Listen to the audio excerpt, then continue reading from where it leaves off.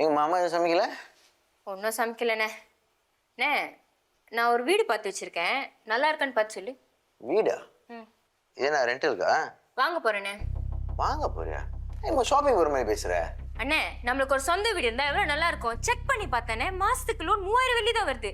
So என்னால கட்ட முடியும், அதை தான் யோசிச்சு சொன்னேன். வித்யா, இப்ப நம்மளுக்கு இருக்கிற பிரச்சனையில நம்மளுக்கு சொந்த வீடு தேவையில்ல, சொன்னா புரிஞ்சுக்கோ.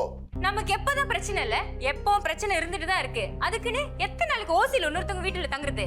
இங்க பாரு, இப்ப ஓசியில இருக்கிறதா உனக்கு பிரச்சனைனா வேற வீட்டுக்கு நம்ம ரெண்டல்ல போவோம். ஐயோண்ணே, உனக்கு புரிய மாட்டேங்குதுண்ணே. ரெண்டல் கட்டுறதுக்கு 2000 வெள்ளி வருது, அதுக்கு பேசாம வீடு வாங்கிடலாமே. சொன்னா கேளு வித்யா, உனக்கு புரிய மாட்டுது. கல்யாணம் பண்ணி வைக்கணும், நம்மளுக்கு நிறைய வேலை இருக்கு, புரியுதா? நீ கல்யாணம் பண்ணி போறாட எங்கேயோ அந்த இடத்துல வீடு வாங்கிக்கோ. அதெல்லாம் எனக்கு தெரியாது, நான் இப்ப வீடு வாங்க போறேன், அவ்வளவுதான். ஏய் திமிரு, இல்ல சம்பாதிக்கிற திமிரா உனக்கு? அப்படியே வச்சுடா விடுறாங்க. டேய் மச்சான் என்னடா பேசிக்கிட்டு இருக்க, எப்படி பேசிக்கிட்டு இருக்கா பாரு. என்னது? ஏய் நீ இப்படி யோசிக்கிற ஆள் இல்ல. யாரு அந்த கார்த்தி பையன் வாங்க சொன்னானா உன்னை? கௌதம். சரி ஏதோ ஒண்ணு அவன் வாங்க சொன்னானா? ஆனா அவர் ஃபாஸ்ட்ல ஒண்ணும் பண்ணல. ஓகே மச்சான், வித்யா நான் அப்பயே நினைச்சேன்டா, டேய் அவன் ஏதோ ஒன்று பிளான் பண்றான்டா மச்சான். அவன் ஏதோ ஒன்று பிளான் பண்ணிட்டு இருக்கான் பயங்கரமா. நீயும் நம்பிக்கிட்டு இருக்க.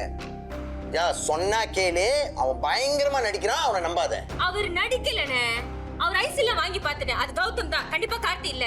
அவன் ஐசி நம்பர் ஒன்று இருக்கா? தெரியாது. நீ அவன் ஐசி நம்பர் எடுத்து கூட நான் ப்ரூவ் பண்றேன் அவன் கார்த்தின்னு. ஐயோ ஏனே நீ இப்படி இருக்க? கௌதம் ரொம்ப நல்லவர், நீ ஏன் தான் அவர் இப்படி சந்தேகப்பட்டு இப்படி டார்ச்சர் பண்றியோ? அவரு இந்த நாய்க்கு கூட மரியாதை.